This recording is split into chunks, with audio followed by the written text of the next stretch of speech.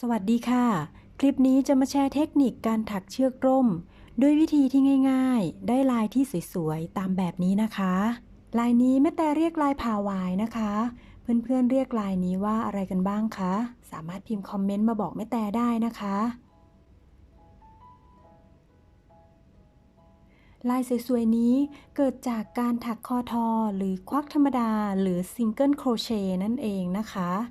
เป็นการถักควักธรรมดาที่ตำแหน่งปกติและเลื่อนลงมาถักที่ตำแหน่งใต้หลักปกติสลับกันนั่นเองนะคะถือว่าเป็นลายที่ถักง่ายมากแต่ชิ้นงานที่ออกมาดูสวยงามมีมิตินะคะ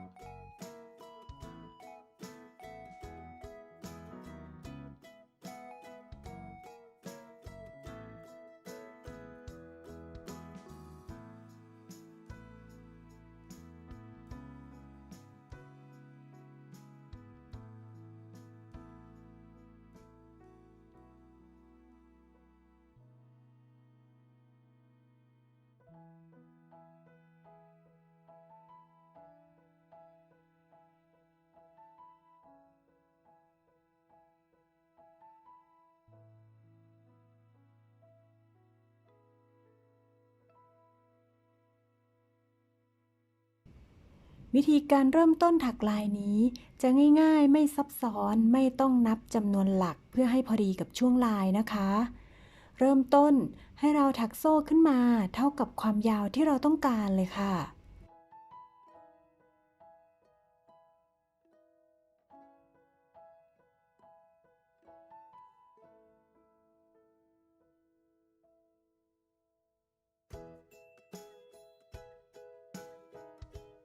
จากนั้นให้เราถักควักธรรมดาวนไป2แถวเพื่อใช้เป็นฐานของลายนะคะตัวอย่างชิ้นงานนี้จะเป็นการถักกระเป๋าแบบไม่มีก้นนะคะก็เลยสามารถถักโซ่แล้วก็ถักควักธรรมดาวนไปได้เลยแต่ถ้าใครต้องการกระเป๋าแบบที่มีก้นก็สามารถถักแผ่นชิ้นงานที่เป็นก้นก่อนจากนั้นจึงถักลายของฐานนะคะก็ถักควักธรรมดาหลักละ1ครั้งแบบนี้วนไป2รอบนะคะ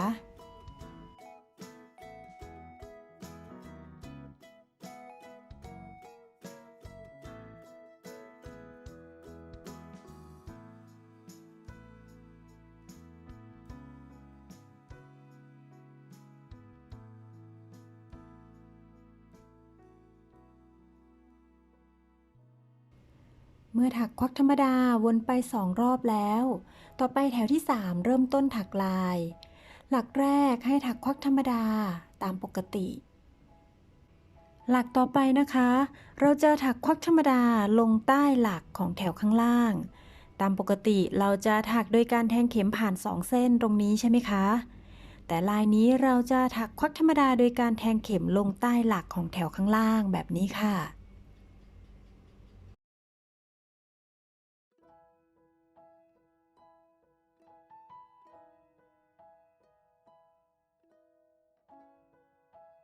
จากนั้นหลักต่อไปก็ถักควักธรรมดาตามปกติสลับกับการถักควักธรรมดาใต้หลักของแถวข้างล่างนะคะ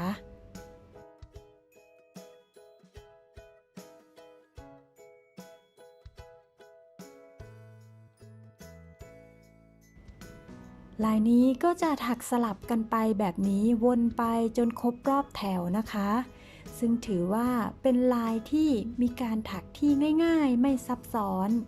มือใหม่ใครที่ต้องการเริ่มต้นถักลายที่ดูมีมิติและมีความยากขึ้นจากการถักลายควักธรรมดาก็สามารถลองถักได้นะคะ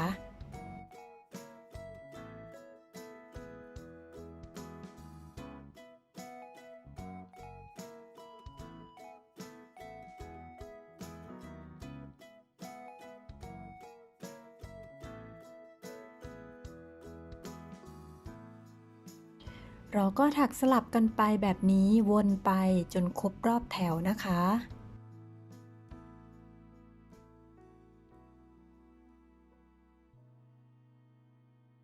เมื่อเราถักวนมาจนครบรอบแถวขึ้นแถวต่อไปนะคะ เราจะถักลงไปใต้หลักของควักธรรมดาที่เราถักปกติ สลับกับการถักควักธรรมดาโดยการแทงเข็มผ่าน2เส้นในหลักถัดไปนะคะ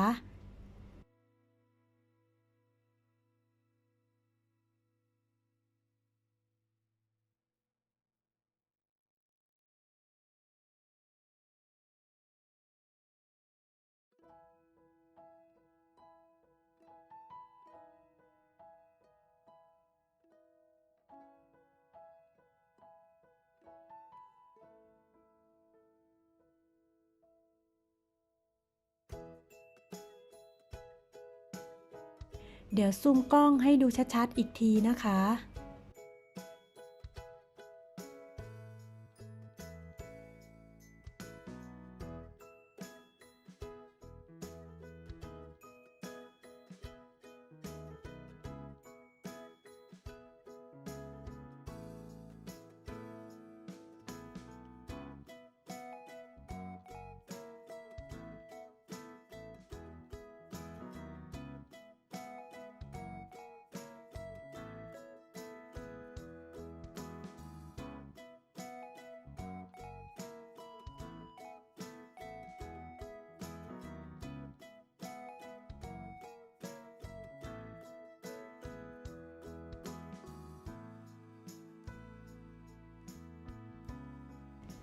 การถักด้วยลายง่ายๆที่แม่แตนเรียกว่าลายผ่าหวาย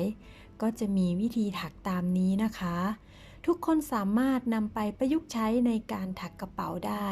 ตามสีและแบบที่เราต้องการได้เลยนะคะแม่แต่ก็หวังว่าทุกคนจะได้รับประโยชน์จากการแชร์เทคนิคนี้นะคะ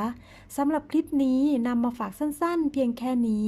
เจอกันคลิปหน้าค่ะสวัสดีค่ะ